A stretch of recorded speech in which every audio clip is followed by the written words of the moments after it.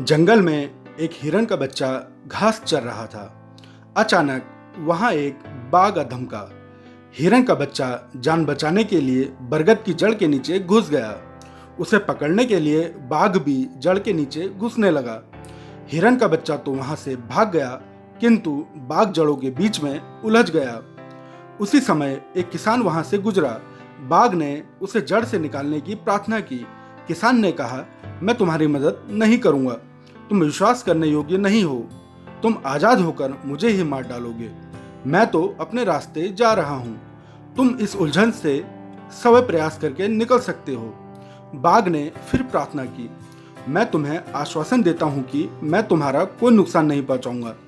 कृपया मुझे यहाँ से बाहर निकालो। किसान ने गंभीर सोच विचार किया और फिर उसने जड़ों का निरीक्षण किया। निरीक्षण के बाद किसान ने कहा, तुम विश्वास करने योग्य तो नहीं हो, किंतु मनुष्य होने के नाते मेरा फर्ज है कि मैं मुसीबत में पड़े प्राणी की मदद करूं। मैं तुम्हें इन जड़ों से निकलने का तरीका बता देता हूं। तुम सब प्रयास कर निकल जाना। किसान ने उसे निकलने का तरीका बताया और दूर जाकर एक पेड़ के पास खड़ा हो गया। बाघ प्रयास कर थोड़ी देर में उस उलझन से निकल आया। बाघ ने किसान से कहा, हे मनुष्य, दूर क्यों खड़े हो, मेरे पास आओ। किसान बोला, तुम आजाद हो गए हो, अब तुम अपने रास्ते जाओ और मैं अपने रास्ते जाता हूँ। अचानक बाघ के तेवर बदल गए और बोला, मैं कल से भूखा हूँ, मैं तुम्हें खाकर अपनी भूख शांत करूंगा। बाघ हमला करने की मुद्रा में आया तो किसान अपनी जान बचाने के लिए तेजी से पेड़ पर चढ़ गया। बाघ पेड़ के नीचे आकर खड़ा हो गया। पेड़ पर चढ़कर किसान बोला, मुझे पता था तुम विश्वासघात करोगे। इसी बीच उधर से एक लोमड़ी गुजरी। उसने किसान से पूछा, पेड़ पर क्यों चढ़े हो? किसान ने सारी बात बताई। किसान की बात सुनकर लोमड़ी बोली, अरे मूर्ख, यह हमारे जंगल के राजा हैं। एक बरगद की जड़ में राजा फंस ही नहीं सकता। तुम झूठ बोल रहे हो कि तुमने इन्हें बचाया है।